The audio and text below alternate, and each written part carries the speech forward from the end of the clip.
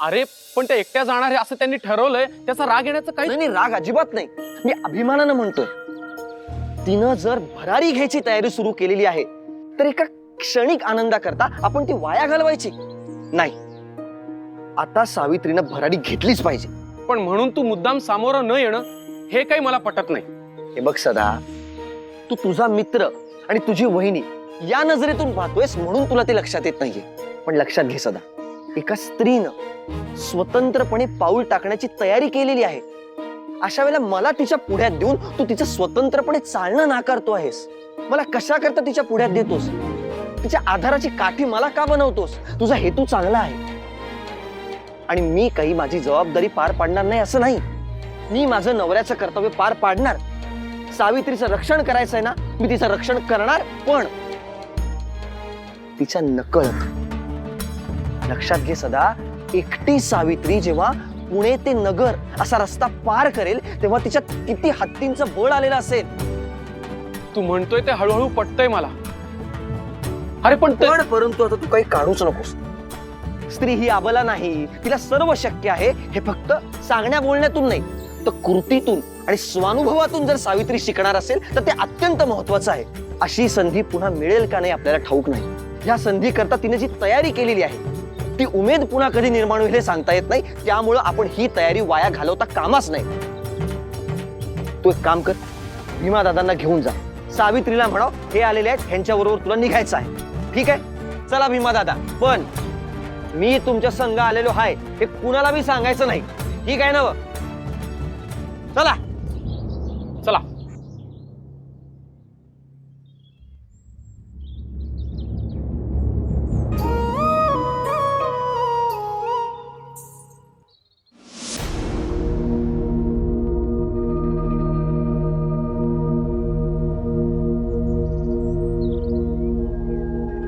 गोपू भट किती डुलत डुलत येत आहे. जरा भरा भरा पावलं उचला, घाई करा. वा केशव भट, दरवेळी तुम्हीच मज ओरडत असता. वाघ पाठी लागल्यासारखा धावत येतो. म्हणून आज जरा शांतपणे चालत आलो तरी तुम्ही मला बोललातच. म्हणजे मी कसेही वागलो तरी तुम्ही मला नावे ठेवणारच. अहो, तुम्हास नावे ठेवून मज काय लाभ होणार आहे? पण लग्न घटिका समीप आली, मग घाई करायला नको का? लग्न घटिका? नारायणाचे लग्न ठरले की काय? हो, नारायणाचे कुठले? केशव भट, अहो जरा स्वतःचे डोके चालवा गोपू भट. अहो नेमके काय घडले ते सांगा पाहू. अहो, जोत्याची भार्या पुण्यास परतते आहे. ही वार्ता समजली का तुम्हास? दवंडी पिटायला हवी आपल्याला. हलकल्लोळ माजवून द्यायला हवा पुण्यात. तिने धर्मांतर केले आहे, ठाऊक आहे ना तुम्हास? हे तुम्ही मत सांगता? अहो मीच नगरला जाऊन आलो नाही का? मीच तुम्हाला सांगितले जो त्याच्या भार्येने धर्मांतर केले नाही. पण त्याचा आपण लाभ घ्यायला हवा असे देखील तुम्हीच म्हणाला होता. लक्षात आहे ना? तेच करतोय मी. त्या वाळवेकर आणि परांजप्यास ठणकावून सांगितले, सावित्रीस पुण्यात पाय ठेवू देणार नाही. छान.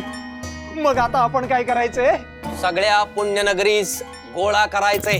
आणि अहो स्वतःचे डोके सुद्धा चालवा की जरा गोपू भट. आणि काय काटे कुठे पसरा तिच्या रस्त्यात, काचा टाका, दगडधोंडे पसरा, काही करा. आणि मोरेश्वर शास्त्री दीक्षितांना पण बोलवूया. त्याचा काही उपयोग नाही. ते म्हणाले मी काही या थराला जात नाही. आणि लोक म्हणतात की मोरेश्वर शास्त्री दीक्षित म्हणजे एक समाज व्यवस्थाच. कसली समाज व्यवस्था हो? खरा समाज म्हणजे आपणच. गोपू भट, कळू दे सगळ्यांना की मी म्हणजेच समाज आणि मी म्हणजेच व्यवस्था.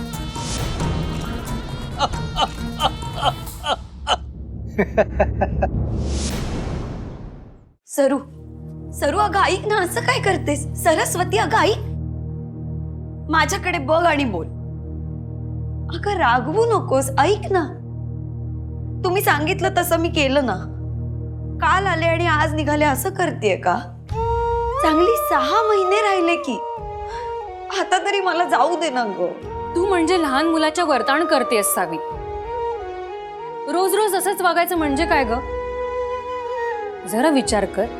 मी काही मला हवं म्हणून थांबवतेय का? तुझं शिक्षण झालं आहे, तू पहिली आली आहेस, तू अभिमानाने सगळ्यांना भेटावंस, सगळ्यांना सोड, किमान भाऊजींना लवकरात लवकर भेटावंस असं मलाही वाटत आहे. वाटतंय ना? तुलाही वाटतंय ना? मग व्यवस्था नको का व्हायला? सांग बरं मला. झालीये. अहो खरंच व्यवस्था झाली आहे. अहो काय बोलताय तुम्ही? तुम्ही चेष्टा करत नाही आहात ना? माझी मैत्रीण आधीच हळवी झालीये. हा, जीवघेणी चेष्टा नको. अहो पण मी चेष्टा करतच नाहीये. पुण्यातूनच एक भीमा दादा म्हणून आहेत, त्यांची गाडी अनायासे इकडे आलीच होती, ती जाणार आहे. त्यातून सावित्री वहिनी जाऊ शकतील. अहो पण बरोबर कोण? अगं असं काय करतेस सरू? भीमा दादा ओळखीचे आहेत. तेच येणार होते सोबत, पण त्यांना कुठेतरी जावं लागलं म्हणून ते येऊ शकले नव्हते. ऐक माझं सरू, ते भरवशाचे आहेत, खात्रीचे आहेत. तू बोलूच नकोस. तुला ना आता चिमणीची सोबत सुद्धा चालेल. अहो तुम्ही जाता का सोबत? शकू आत्या, शेजारची ती वासंतीबाई, त्यांना विसरलात का? सावित्री वहिनींना केवळ शाळेत सोडण्यासाठी म्हणून गेलो तर थरथरायला लागल्या दोघी. आता पुण्याला जर का सोडायला गेलो तर शिमगा सुरू करतील. तुम्हाला हे पटतंय हेच मला विचित्र वाटत आहे. अहो म्हणजे पटतंय, पण पटत नाहीये. म्हणजे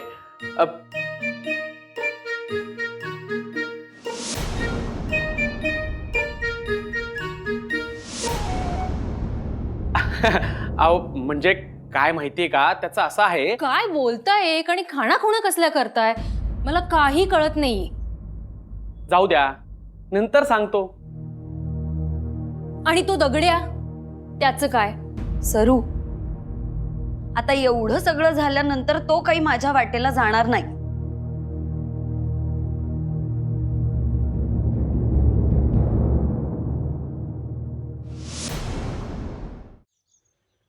हे दगडे ऐकलं का? तुझा सूर अपुरा राहणार बघ. कुणाविषयी बोलताय तुम्ही? आणि कोण? ती शाळेत जाणारी बाई. सावित्री नाव आहे तिचं. तिचं काय? तिची पुण्याला जायची तयारी सुरू झाली. अशी कशी जाऊन देईन? या सापाच्या शिपटीवर पाय ठेवलाय तिनं. आता हा साप सोडेल का तिला? कधी जातीये सांगा फक्त. अरे ताबडतोब. हरवा म्हणजे जंगलातच अडवता येईल तिला. हे तर अजूनच चांगलं झालं. कायमची अद्दल घडेल.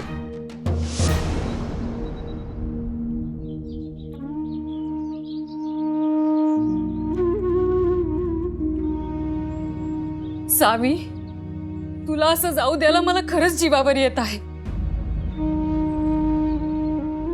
हे सगळं बोलणं आधीच झालं आहे.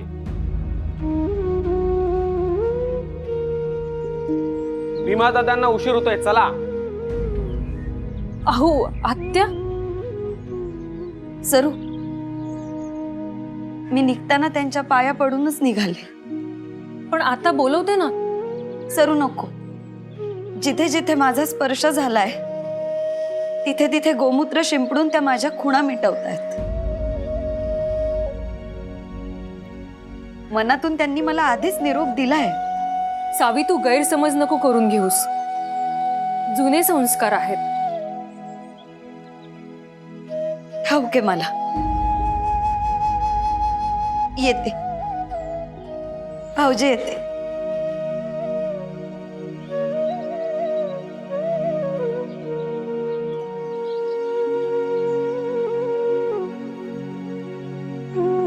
चला, सावकाश जा भीमा दादा.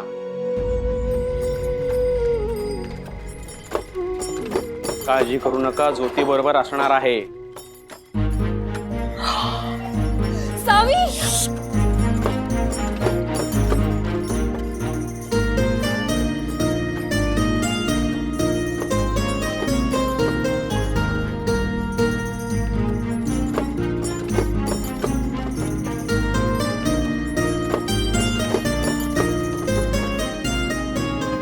सावित्री वहिनींना एकटीने प्रवास करण्याचं समाधान मिळावं अशी ज्योतीची इच्छा आहे.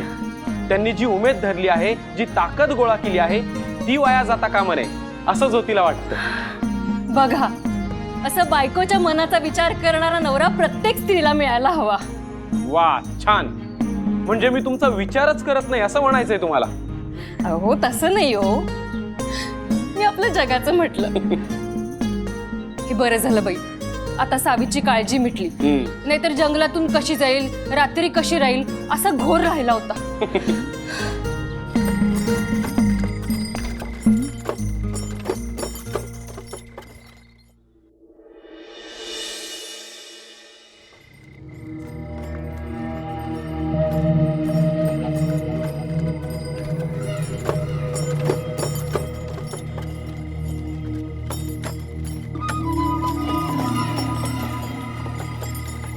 गाडीवान दादा, तुमची आणि माझी काय बेदुश्मनी नाही,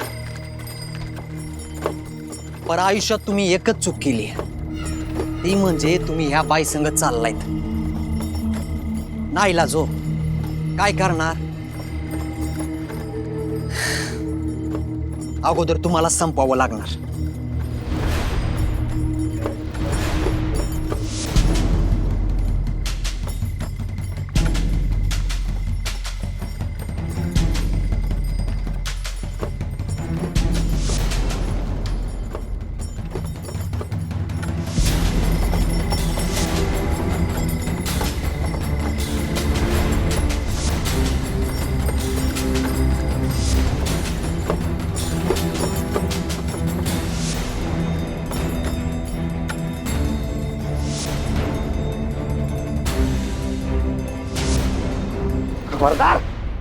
अरे कोण रे तू? मी काय केलंय का तुझं? काही पण नाही, पण त्या बैलगाडी तुमची चालली आहे ती माझी बायको आहे, आणि तू आता तिच्यावर हल्ला करणार होतास.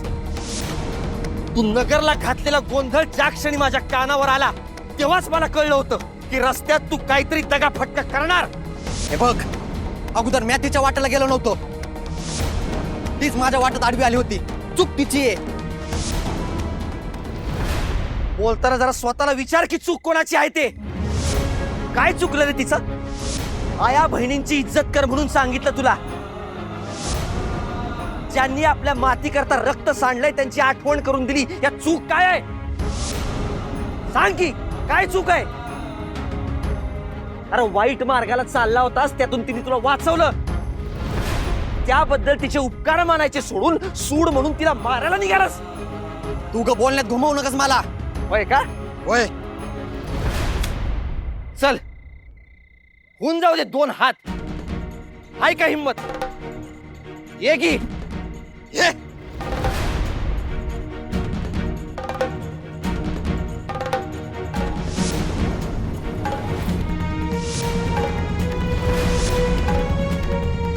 काप काप गारा मर्दा, नाहीच फुसका गेलास की. तर मी काय सांगतोय ते नीट ऐक. माझ्या बायकोच्याच नाही, इतर कुठल्याही स्त्रीच्या वाटेला गेलास तर याद राख. चुकलं माझं, चूक झाली माझी. उठ.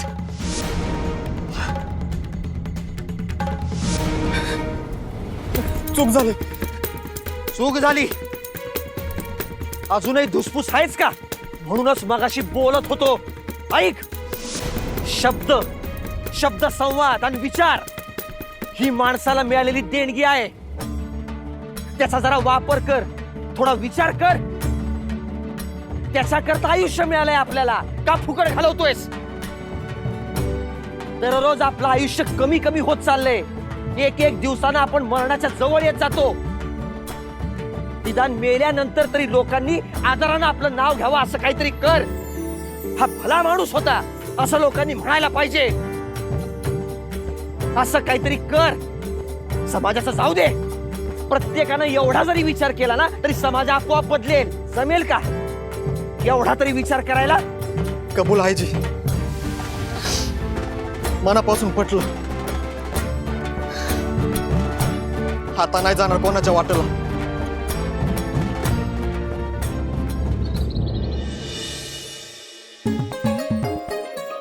हे काय ग? अगं औक्षणाला कुणी तेल वात लावतंय व्हय, फुलवात लावत्यात, ही देवा मोहर लावत्यात आणि कापसाला फुलाचा आकार देऊन त्याला वर वात काढली किती भते फुलवात। औक्षण करताना ह्याची जोत समद्या दिशेने हलती, म्हणजेच देव समद्या दिशेने त्या माणसाचं रक्षण करतू। पण सावीचं रक्षण कराया दिव्याची जोत कशाला हलाय पाहिजे? ज्योती हाय नव। हा, चावटपणा पुरं झाला। फातिमा, म्या काय म्हणती, तू मीठ मोरीनं तिची दृष्ट काढ काय, म्या वळती चालेल ना? आज ना तुम्ही एकदम पूर्वीच्या माई वाटायला लागल्यात, एकदम तरुण। म्हणजे बोलता बोलता म्या म्हातारी झाले असं बोलून घेतलंस ना व? बाहेर समधीकडे काय तयारी चालू आहे ठाव आहे ना तुला, तरी मी या समध्यामध्ये पडतेस। सावी ज्योतीच्या वाईटावरच समधे असतात, त्यांची नजर लागू नये म्हणून माई हे समध करतात। कसं सांगू तुला, बाकी कुठल्या बी दिव्यातनं बाहेर पडता येत, पण धर्माच्या दिव्यातनं बाहेर पडता येत नाही। तेव्हा तू या समध्यामध्ये पडू नकस आणि बाहेर जाऊन बी उभी राहू नकस। मला काय काय करायचंय हे मी तुला समज सांगितलं, तू करशील ना?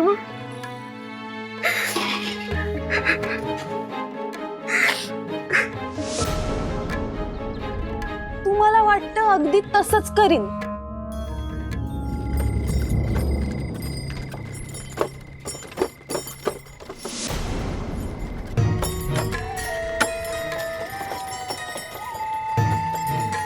ऐट बघा बाईंची ऐट, जणू काय विलायतीतील व्हिक्टोरिया राणीच समजते स्वतःला।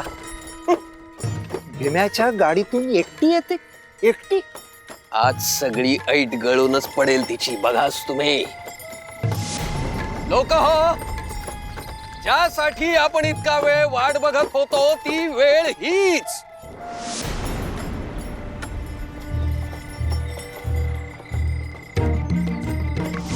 बघा बघा बघा, कशा डोळे रोखून ऐटीत बैलगाडीत बसून येत आहे तिकडे,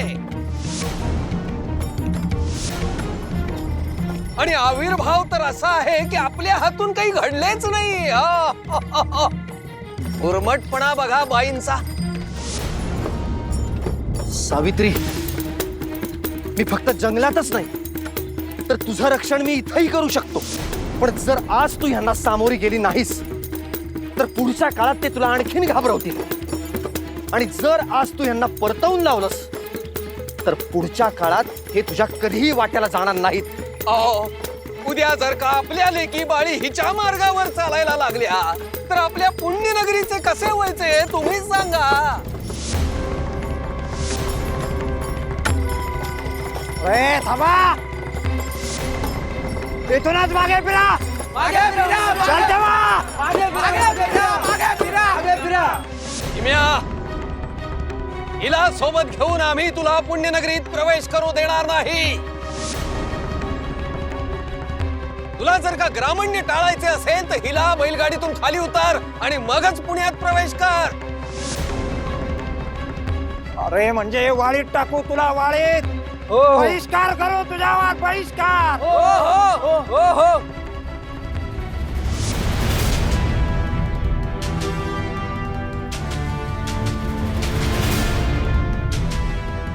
का का नाही जाऊ देणार? मी तुमचं काय केलंय? आमची आजी म्हणायची, जी स्त्री माहेरच्या कैदेत आणि सासरच्या धाकात नसते तिचा पाय घसरायचा।